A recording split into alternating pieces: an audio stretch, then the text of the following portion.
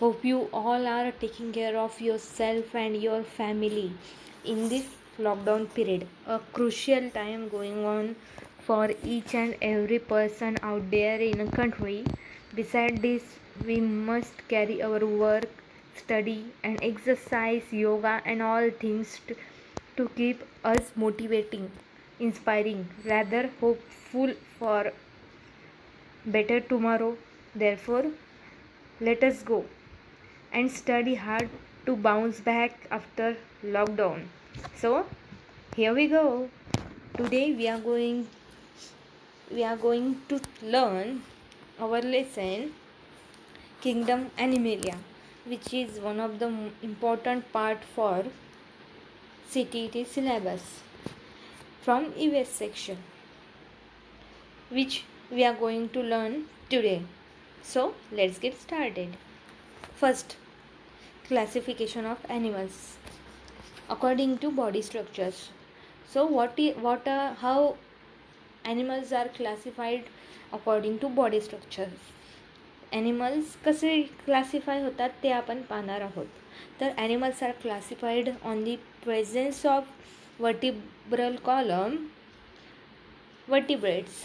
तर ॲनिमल्स हे कशावरून क्लासिफाय केले जातात, तर त्यांच्यामध्ये असलेल्या पाठीच्या कणावरनं, किंवा आपण त्याला म्हणणार बॅकबोन. तर ज्यामध्ये पाठीचा कणा हा प्रेझेंट असतो त्यांना म्हणणार आपण वर्टिब्रेट्स ॲनिमल. अँड ज्यांच्यामध्ये पाठीचा कणा नसतो त्यांना आपण म्हणणार non vertebrates animal having absence of backbone. तर वर्टिब्रेट्स ॲनिमलचं एक्झाम्पल काय सांगता येतील? Mammals like goat, fish, birds etcetera. And non vertebrate animals means animal having absence of backbone. असे ॲनिमल ज्यांना बॅकबोन नाही आहे किंवा पाठीचा कणा नाही आहे. तर लाईक क्रॅब्स, स्टारफिश यांना बॅकबोन नसतो, त्यांना बॅकबोन ॲब्सेन्स असतात, म्हणून त्यांना आपण म्हणणार non vertebrates column animals. Next, according to nutrition. तर प्राण्यांमध्ये असलेल्या न्यूट्रिशन व्हॅल्यूजमुळे किंवा त्यांच्या सवयींमुळे, पोषण आहाराच्या सवयी ज्या प्रकारे असतात त्याच्यानुसार आपण त्यांचे वर्गीकरण करत असतो. तर ते पाहूया. फर्स्ट असणार आहे ऑटोट्रॉफ्स. ऑटोट्रॉफ्स म्हणजे स्वयंपोषी असे ॲनिमल्स जे स्वतःचं अन्न स्वतः तयार करत असतात. For example plants, organisms that produce own food with the help of carbon dioxide, water in presence of sunlight and chlorophyll. असे ॲनिमल्स जे कार्बन डायऑक्साईड, वॉटर यूज करून स्वतःचं अन्न स्वतः तयार करत असतात. For example plants, we call them as a producers in this food chain. Then second one is heterotrophs. Heterotrophs, animals that cannot produce their own food, depends upon the plant and together organisms and other organisms to survive. असे animal जे स्वतःचं अन्न स्वतः तयार करत नसतात, rather ते दुसऱ्यावर डिपेंड असतात. इतर वनस्पती किंवा इतर प्राण्यांवर ते अवलंबून असतात. तर त्यांना आपण म्हणणार हेटेरोट्रॉप्स म्हणजेच परपोषी. Next, according to cell. तर प्राण्यांमध्ये असलेल्या पेशी संख्यांवरून आपण त्यांचे वर्गीकरण करूया. जसे की फर्स्ट आहे युनिसेल्युलर ऑर्गॅनिझम. युनिसेल्युलर म्हणजे आलं एक पेशीय जीव, organism. A cellular organism having organism that consist only one single cell. असे ॲनिमल ज्यांच्यामध्ये एकच पेशी असते. This means the life process of such as a reproduction, feeding, digestion, excretion occur in one cell. म्हणजे काय? युनिसेल्युलर म्हणजे असे पेशी, असे ऑर्गॅनिझम्स ज्यांच्यामध्ये एक सिंगल पेशी असते आणि त्या पेशीच्याच अवतीभवती त्यांचे सर्व जीवन असते. Like life process such as reproduction, पुनरुत्पादन किंवा प्रजनन संस्था म्हणू आपण, किंवा फीडिंग, आहार घेणं, पचन, उत्सर्जन यासारख्या सर्व प्रक्रिया ह्या त्याच एका ऑर्गॅनिझम्सच्या मध्ये होत असतात. आणि त्यानंतर असणार आहे multicellular organism. Multicellular organisms are organisms that consist of more than one cell in contrast to unicellular organisms. म्हणजे ऑब्व्हियसली मल्टीसेल्युलर म्हणजे काय असणार आहे, असे ऑर्गॅनिझम्स ज्यांच्यामध्ये एकापेक्षा जास्त सेल्स असतात, मल्टिपल सेल्स असतात. तर all species of animals, land plants and most of fungi are multicellular. तर युनिसेल्युलरचे एक्झाम्पल काय असणार आहे, अमिबा, पॅरामेशियम, युग्लिना हे असणार आहे सिंगल पेशी युनिसेल्युलर. आणि त्यानंतर मल्टीसेल्युलरचं उदाहरण द्यायचे झाले तर ॲनिमल्स, लँड प्लांट्स, सर्व प्रकारचे animals, plants and fungi are multicellular. Next, according to habitat. तर अकॉर्डिंग टू प्राण्यांचे वर्गीकरण ते राहत असलेल्या स्थानानुसार करायचे आहे. तर त्याच्यानुसार किती प्रकार पडणार ते पाहूया. फर्स्ट असणार आहे टेरेस्ट्रियल हॅबिटेट्स. असे ॲनिमल्स जे जमिनीवर राहतात. Animals that live on land are said to live in terrestrial habitats. Some of examples of terrestrial habitats are forests, grassland, deserts, coastal and mountain regions. मग टेरेस्ट्रियल हॅबिटेट्स असलेले अशा जागा कोणत्या कोणत्या असणार आहेत, जंगल असणार आहे, किंवा गवताळ प्रदेश, किंवा वाळवंट, किनारपट्टी, पर्वतीय प्रदेश हे सगळे येतात टेरेस्ट्रियल हॅबिटेट्समध्ये. स्थळीय वस्ती असणार आहे ती. त्यानंतर असणार आहे ॲक्वेटिक हॅबिटेट. तर ॲक्वेटिक जलचर असणारे जे पाण्यात राहणारे प्राणी असतात त्यांना म्हणतात जलीय वनस्पती किंवा जलीय प्राणी, जलचर प्राणी. तर ह्या हॅबिटेट्सची उदाहरणं आपल्याला काय देता येतील, तलाव, नद्या, oceans are some examples of aquatic habitats. त्यानंतर असणार आहे ॲम्फिबियन हॅबिटेट्स. ॲम्फिबियन म्हणजे काय, तर उभयचर जे जमिनीवरही असतात आणि पाण्यातही राहू शकतात. Animals who can live both on land and in water that are having animal habitats. त्यानंतर amphibians are small vertebrates that need water or a moist environment to survive.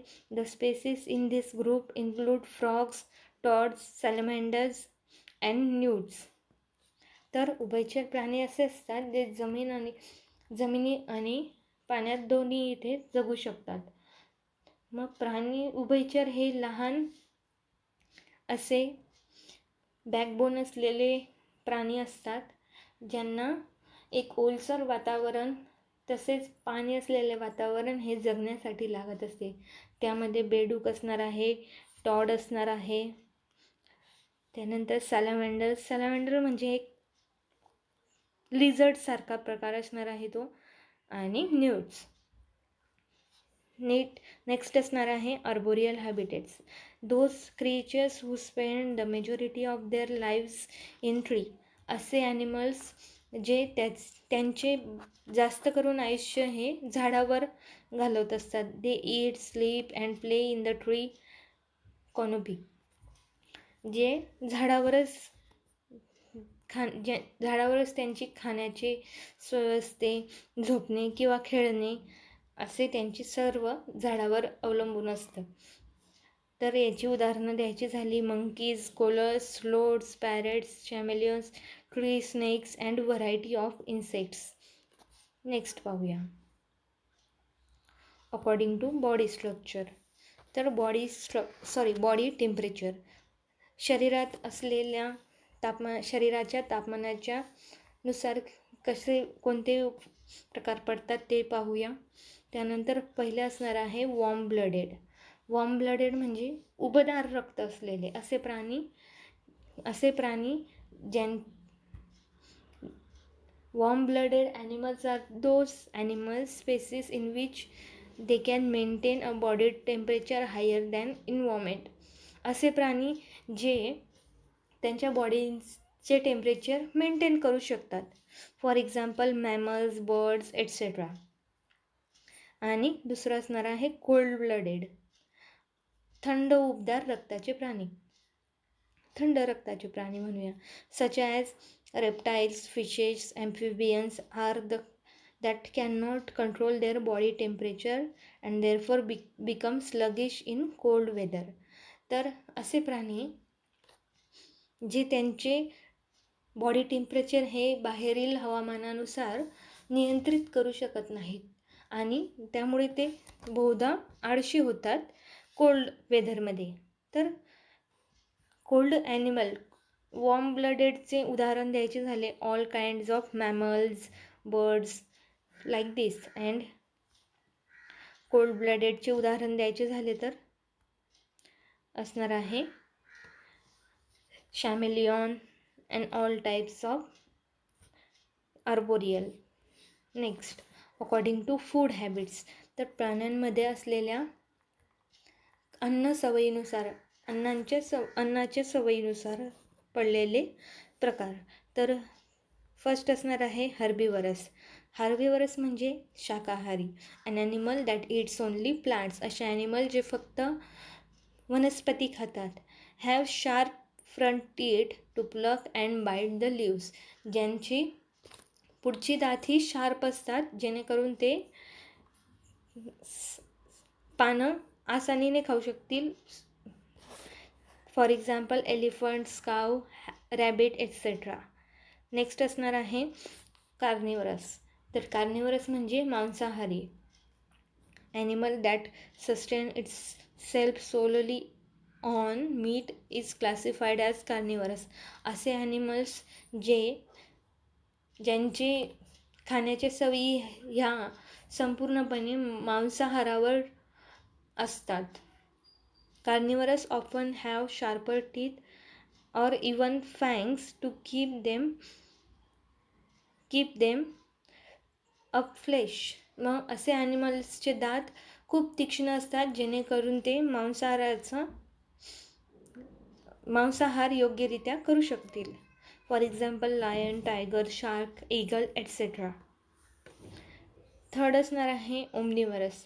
ओमनिवरस म्हणजे असे प्राणी that can eat both plants and animals. असे animals जे प्राणीही खाऊ शकतात, मांसाहारही करू शकतात आणि शाकाहारही करू शकतात. तर असे यामध्ये जास्त करून येत असतात स्लोथ्स, बियर्स किंवा मग स्वतः मॅमल्स म्हणून ह्युमन बिंग हे सुद्धा वनस्पतीवरही अवलंबून असतात आणि मांसाहारही करत असतात, म्हणून ते झाले ओमनिवरस. त्यानंतर असणार आहे डिकम्पोजर्स. तर डिकम्पोजर्स म्हणजे विघटक, असे जे मेलेल्या जीवांचे विघटन घडवून आणत असतात. And organisms that decomposes or break down organic material such as the remain of dead organisms. असे ॲनिमल जे मेलेल्या जीवांचे किंवा मेलेल्या ऑर्गॅनिझम्सचे विघटन घडवून आणतात त्यांना आपण म्हणणार डिकम्पोजर्स. तर असे डिकम्पोजर्सचे उदाहरण द्यायचे झाले तर worm, mushroom, insects etcetera. Next पाहूया रिलेशनशिप्स बिटवीन ऑर्गॅनिझम्स. तर आपल्या इथे असलेले पृथ्वी तलावर असलेले जीव यांच्या दरम्यानचे संबंध आपल्याला पाहायचे आहेत. दोन जीवांमध्ये कोणत्या प्रकारचे संबंध असू शकतात किंवा रिलेशन्स असू शकतात तर ते पाहूया. फर्स्ट असणार आहे कमेन्यालिझम. तर benefits of one organism and other organisms is neither benefited nor harmed. तर असे दोन ॲनिमल्सचे पेअर ज्यामुळे एका ॲनिमलमुळे दुसऱ्याला त्रास होणार नाही किंवा दुसऱ्या ॲनिमलमुळे पहिल्याला त्रास होणार नाही. It occurs when one organism takes benefits by interacting with another organisms by which host organisms is not affected. For example egret bird and grazing cattle. Egret bird, तर आपल्याला बऱ्याचदा आपण पाहत असतो चरणाऱ्या गुरांच्या पाठीवर आपल्याला बगळे बसलेले दिसतात. तर हे झालं कम्युनॅलिझम्सचा एक उदाहरण. त्यानंतर असणार आहे म्युच्युअलिझम. तर परस्पर सहजीवन असणारे जे एकमेकांवर अवलंबून असतात. त्या दोघींच्या परस्पर क्रिया ह्या पूर्णपणे एकमेकांवर अवलंबून असतात. तर याचे उदाहरण द्यायचे झाले दगडफूल. आपल्या डेली स्पायसेसमध्ये इन्क्लूड असलेला एक महत्त्वाचा स्पाइस जो असतो दगडफूल, दॅट इज एक्झाम्पल ऑफ म्युच्युअलिझम. त्यानंतर असणार आहे पॅरासिटिझम म्हणजे पूर्णतः एक प्राणी ही पूर्णतः दुसऱ्यावर अवलंबून असते. It is a relationship between species where one organism lives on another organism causing it some harm, and it is adapted structurally to this way of life. For example, the parasite of there feeds on the host. In case of intestinal parasites, consumes some of its food. मग असे organisms जे पूर्णपणे स्वतःच्या पोषणासाठी, न्यूट्रिशनसाठी एखाद्या दुसऱ्या जीवावर अवलंबून असतात, त्यांना आपण म्हणणार परजीवत्व. For example lice on human. बऱ्याचदा आपण लहान बाळांच्या डोक्यात जीवा झालेल्या पाहत असतो. तर त्या जीवा ह्या पूर्णपणे मानवाच्या शरीरावर अवलंबून असतात त्यांच्या पोषणासाठी. तर ते एक्झाम्पल झालं पॅरासिटिझमचं किंवा मग मलेरिया पॅरासाईट. नेक्स्ट असणार आहे प्रिडेशन म्हणजे शिकार करणे. एक जीव दुसऱ्या जीवाचा पूर्णपणे शिकार करून त्याचं भक्षण करू शकतो. It is one organism eats another to obtain nutrient. असे ऑर्गॅनिझम जे अनदर ऑर्गॅनिझमला खाऊ शकतात न्यूट्रिशन मिळवण्यासाठी. वन ऑर्गॅनिझम इज अ प्रे दॅट इज इटन. तर जे ऑर्गॅनिझम खाल्ले जातात किंवा ज्यांचे भक्षण केले जाते त्यांना आपण म्हणणार शिकार किंवा प्रे. For example pitcher plant, Venus flytrap etcetera.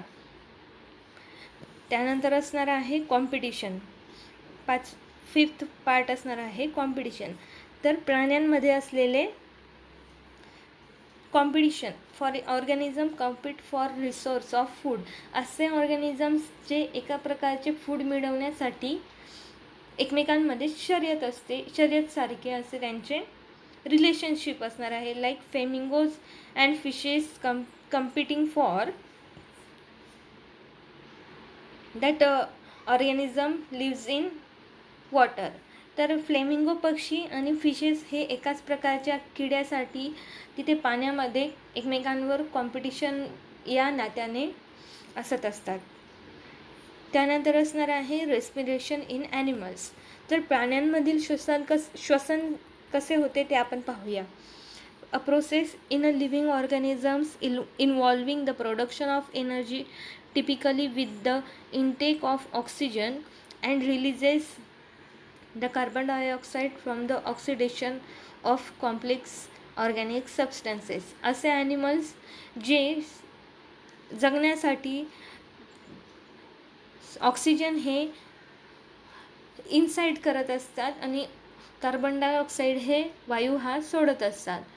तर हे झाले रेस्पिरेशन इन ॲनिमल्स. तर प्रत्येक ॲनिमल्सची वेगवेगळी अशी रेस्पिरेटरी सिस्टीम असते आणि रेस्पिरेटरी ऑर्गन हे प्रत्येक ॲनिमल्सचे वेगवेगळे असतात. फॉर एक्झाम्पल फ्रॉगमध्ये लंग्स अँड स्किन्सद्वारे रेस्पिरेशन होत असते. श्वसन प्रक्रिया ही लंग्स अँड स्किनद्वारे होत असते. त्यानंतर असणार आहे अर्थवॉर्म. अर्थवॉर्म म्हणजे गांडूळ. तर गांडूळ हे त्यांच्या स्किनद्वारे कार्बन डायऑक्साईड आतमध्ये घेत असतो आणि ऑक्सिजन वायू हा बाहेर टाकत असतो. ऑक्सिजन हा आतमध्ये घेत असतो आणि कार्बन डायऑक्साईड बाहेर सोडत असतो. त्यानंतर असणार आहे ट्रेकी फ्लाईज, म्हणजे सर्व प्रकारच्या माशा किंवा फ्लाईज यांची श्वसन संस्था कशी असणार आहे, ते श्वसन कोणत्या ऑर्गनद्वारे करतात, तर ट्रॅकी, त्यांच्यामध्ये असलेल्या ट्रॅकीद्वारे ते श्वसन करत असतात. तर नेक्स्ट असणार आहे human, lion, snakes like mammals. तर मॅमल्समध्ये लंग्स हे त्यांचे रेस्पिरेटरी ऑर्गन असते. त्यानंतर असणार आहे ऑक्टोपस ऑर फिश. तर मासे किंवा ऑक्टोपस हे त्यांच्या गिल्स म्हणजे कल्ले असतात माशांचे, त्याच्याद्वारे श्वसन करत असतात. त्यानंतर असणार आहे व्हेल आणि डॉल्फिन. व्हेल आणि डॉल्फिन हे जलचर प्राणी लंग्स अँड नोजद्वारे पाण्यातील ऑक्सिजन आतमध्ये घेत असतात आणि कार्बन डायऑक्साईड हे बाहेर टाकत असतात. त्यापुढे पाहूया रिप्रोडक्शन इन ॲनिमल्स. तर प्राण्यांमधील प्रजनन किंवा प्राण्यांमधील पुनरुत्पादन. On the basis of reproduction animals are of 2 types. रिप्रोडक्शनच्या आधारे प्राण्यांचे 2 प्रकार पडत असतात. तर पहिला असणार आहे ओव्हिपेरस ॲनिमल्स विच लाय एग्स. असे ॲनिमल्स जे अंडी देतात त्या ॲनिमल्सला आपण म्हणणार ओव्हिपेरस ॲनिमल्स. तर यामध्ये सर्व प्रकारचे birds, reptiles, amphibians, fishes are oviparous. आणि development of embryo after fertilization occurs outside the female body. तर गर्भधारणेनंतरच्या गर्भाचा विकास हा स्त्रीच्या शरीराबाहेर होत असतो किंवा फिमेल बॉडीच्या आउटसाईड होत असतो. फॉर एक्झाम्पल, कोंबडीने एग लाय केल्यानंतर त्या एगमध्ये फिमेल बॉडीच्या आउटसाईड त्या एगमध्ये आपल्याला चिकन किंवा कोंबडीची पिल्ले उगवताना आपल्याला दिसत असतात. त्यानंतर असणार आहे विव्हिपेरस ॲनिमल्स. विव्हिपेरस म्हणजे काय? असे animals which gives birth to their young ones. असे ॲनिमल्स जे स्वतःच्या पिल्लांना जन्म देत असतात. For example mammals, all kinds of mammals, स्तनधारी असे ॲनिमल्स ते स्वतःच्या पिल्लांना जन्म देतात. And development of embryo occurs inside of female body. तर असे अशा विव्हिपेरस ॲनिमल्सच्या गर्भाचा विकास हा फिमेल बॉडीच्या शरीरात होत असतो. नेक्स्ट असणार आहे sense organs and stimulation in animals. तर प्राण्यांमधील सेन्स ऑर्गन्स कुठले असतात आणि त्यांच्यातील उत्तेजन हे कशा प्रकारे होत असते ते पाहूया. There are 5 sense like ears, eyes, nose, tongue, skin in animals in the earth. प्रत्येक ॲनिमल्सचे 5 सेन्सेस असतात, लाईक आईज, इयर, डोळे, कान, नाक, जीभ, त्वचा यासारख्या 5 संवेदनात्मक अवयव असतात. त्यांना आपण सेन्सरी मोटर ऑर्गॅनिझम म्हणत असतो. Birds like kites, eagles and vulture can see things 4 times more than human that they can recognize their prey from the distance. तर गरुड, गिधाड यासारखे पक्षी हे मानवापेक्षा 4 वेळा अधिक दूरपर्यंत किंवा तीक्ष्ण नजरेने हे वस्तू पाहू शकतात. त्यामुळे ते त्यांच्या दूरवरून शिकार ओळखू शकतात.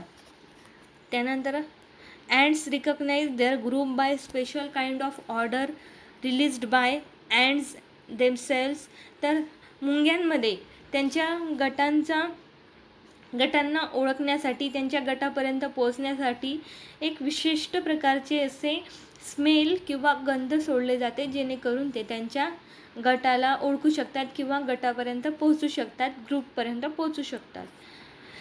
नेक्स्ट असणार आहे, some insects R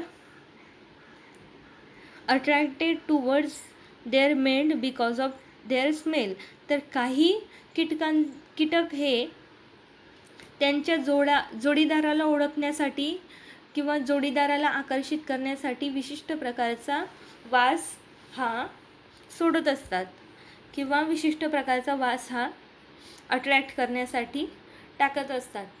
for example silkworm, like रेशीम उत्पादन करणारे जे किडे असतात ते.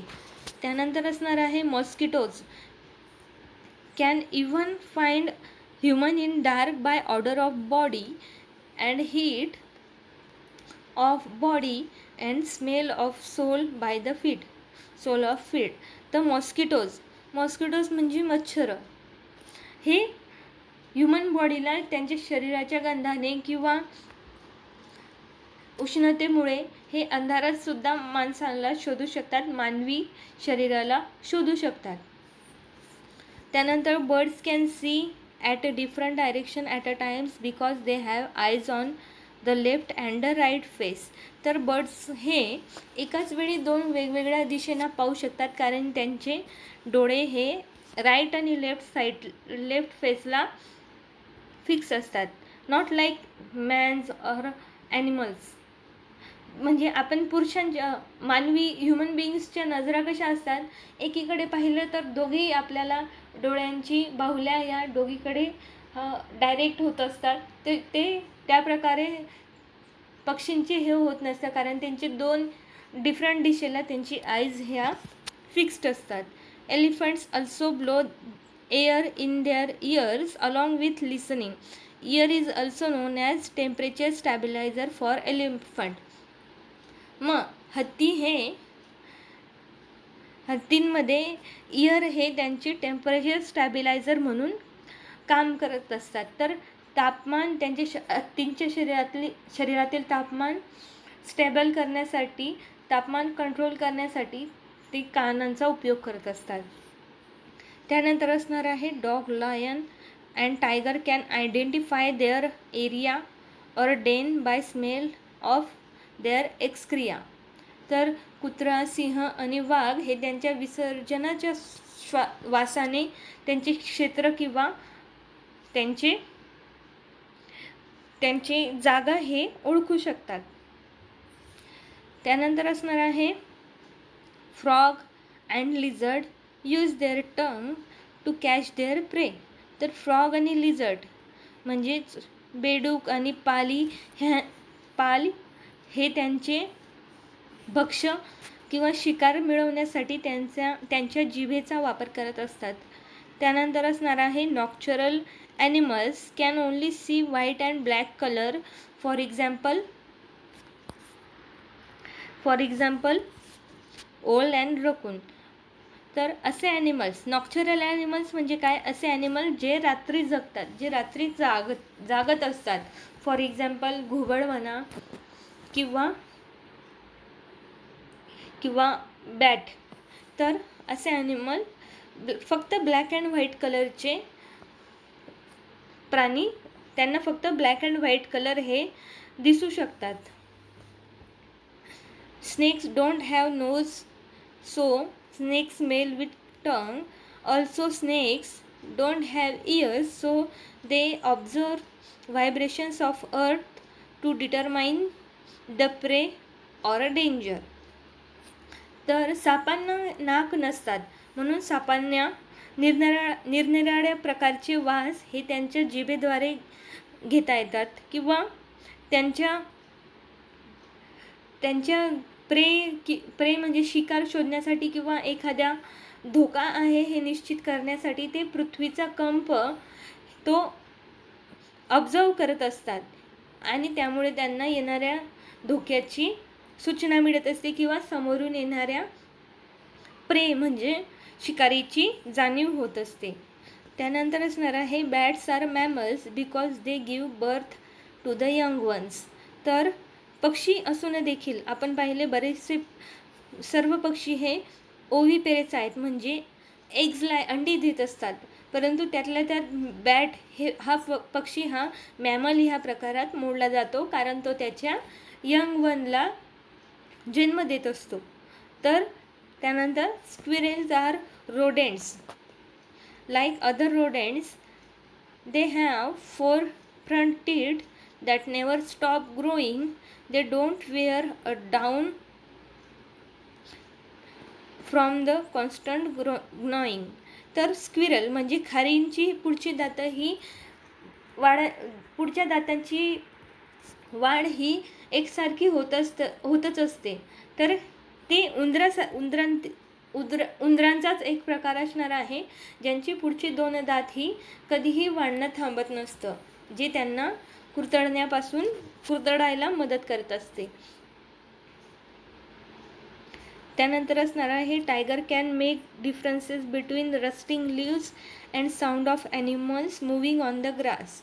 तर टायगर हे 2 प्रकारांच्या आवाजामध्ये, for example rustling of leaves पानांचं खळखळणं, आणि कोणीतरी ॲनिमल चालत येतोय पानांवरनं, ह्या दोघी प्रकारच्या आवाजामध्ये टायगर हे डिफरन्स करू शकतात, त्या आवाजामधील फरक ओळखू शकतात, जेणेकरून ते येणारा धोका किंवा आपली शिकार आपल्याला भेटेल असं त्यांना भास होत असतो. किंवा वाघ ही पानांमधील आवाज आणि पानांमधून येणारे एखादा पक्षी किंवा प्रे यांच्यातील फरक ओळखू शकतो. Cockroach is a organism which can walk and fly. Cockroach झुरळ हे असे जीव आहे जे चालूही शकतं आणि उडूही शकतं. त्यानंतर आपण पाहणार आहोत बेनिफिट्स विथ ॲनिमल. प्राण्यांचे आपल्याला काय काय उपयोग होत असतात. तर हनी अँड वॅक्स. हनीबीपासून आपल्याला मिळणार आहे हनी अँड वॅक्स. त्यानंतर सिल्क वॉर्मपासून आपल्याला सिल्क मिळत असते. त्यानंतर लाख ह्या एक प्रकारचा पदार्थ आहे, ज्यापासून आपल्याला मडके बनवताना दिसतात, किंवा लाखच्या बांगड्या, अलंकारिक दागिनेसुद्धा आपल्याला दिसत असतात. तर हे लाख हे आपल्याला लाख नावाच्या वॉर्मपासून मिळत असतात. त्यानंतर मिल्क अँड मिल्क प्रोडक्ट्स हे डेअरी ॲनिमल लाईक बफेलो, गोट, काऊज अशा प्रकारच्या डेअरी ॲनिमल्सपासून मिळत असतात. त्यानंतर निटिंग यार्न, लोकर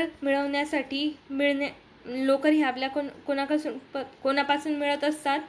तर गोट, sheep and all kinds of other. Then farmers friend. गांडूळला आपण फार्मर्स फ्रेंड, शेतकरीचा मित्र म्हणून ओळखतो, कारण गांडूळ हा जमीन भुसभुशीत करण्यासाठी मदत करत असतो. That's it for today guys. या पाठातील उर्वरित भाग आपण आपल्या पुढील सेशनला कंटिन्यू करूया, आणि त्यासोबतच यातील MCQ देखील आपण पाहूया, जेणेकरून ह्या पाठासाठी आपली तयारी पूर्ण होईल. सेशन आवडले असल्यास जरूर लाईक, शेअर अँड सबस्क्राईब करा, आणि बेल आयकॉनला जरूर क्लिक करा, जेणेकरून आपल्या येणाऱ्या पुढील व्हिडिओजला तुम्ही कनेक्ट होऊ शकाल. आणि अशाच प्रकारे आपले स्टडी हवर्स सुरू ठेवण्यासाठी पुन्हा भेटूया आपल्या नेक्स्ट लर्निंग सिरीजमध्ये. Till then, bye bye. Keep sharing and like my channel Get Set Learn. You can connect to me at my email ID manthan.academy@gmail.com. Till then, stay home, stay safe. Thank you.